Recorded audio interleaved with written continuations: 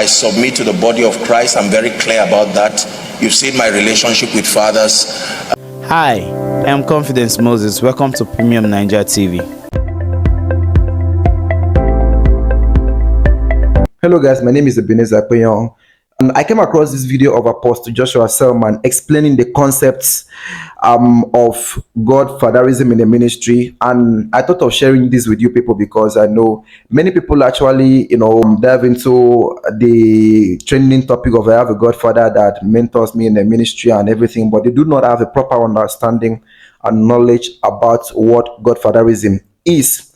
Now, mind you, before you watch this video, Apostle Joshua Selman did not say anything against it. He did not say that it is bad to have any godfather in the ministry, but he just gave his own reason. And meanwhile, he acknowledged some key persons that he sees as his maybe mentors or godfather, anyhow you want to consider it, but he did not say anything against it.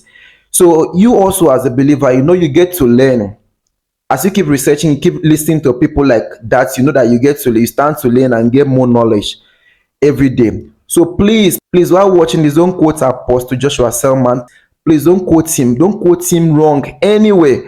You have to watch this with an open mind so that you can gain more knowledge about what Godfatherism is in the ministry. It is not bad either, like I said, it is not bad. He did not say anything against it. He only, made some points. Maybe he's just talking about why, maybe if you ask him now, who is his godfather, he will tell you that he has none. That's the thing. Number one, who is your spiritual father? Well, if you are dealing with the issue of fatherhood and submission, most people ask these questions because they come from Pentecostal circles. When you meet people who come from Orthodox background, especially people who come from the North, this question has an angle to it. The concept of mentorship and fatherhood to people who were raised by the North is rather systemic than individual, because the way ministries are in the North, they do not have a single overseer that everybody who comes under submits to. Now, that does not mean it is wrong. Are we together now? I've heard all kinds of teachings about that, and we came from a background where whoever was your pastor, after 3 years you will not see the person again. You get the point now.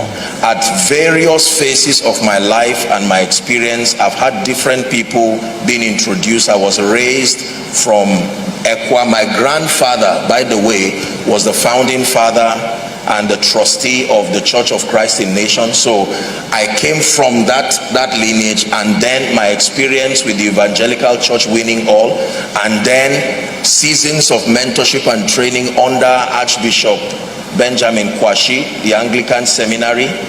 You see that? But then I think the unique nature of my life mandated and necessitated that I kept having a lot of experiences with different people.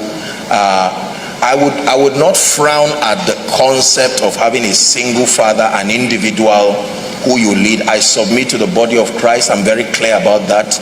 You've seen my relationship with fathers, and I've gone to the Lord in prayer, asking questions on that, and God has planted me across several people, our father in the Lord, Baba Deboye, Bishop Oyedepo, and several people. These are people who represent authority structure. So my concept of fatherhood is a bit different from what is generally understood in the body of Christ, and I don't want to delve so much so that it does not become a template that brings confusion nor plant rebellion to people who are submitting to fathers. That's why I'm careful addressing this. But the concept of fatherhood, as we know in church, is not all that there is to fatherhood, unfortunately. For various reasons, I may not want to delve into certain things here because this is not exclusively a pastor's conference, else there are things would have been able to share.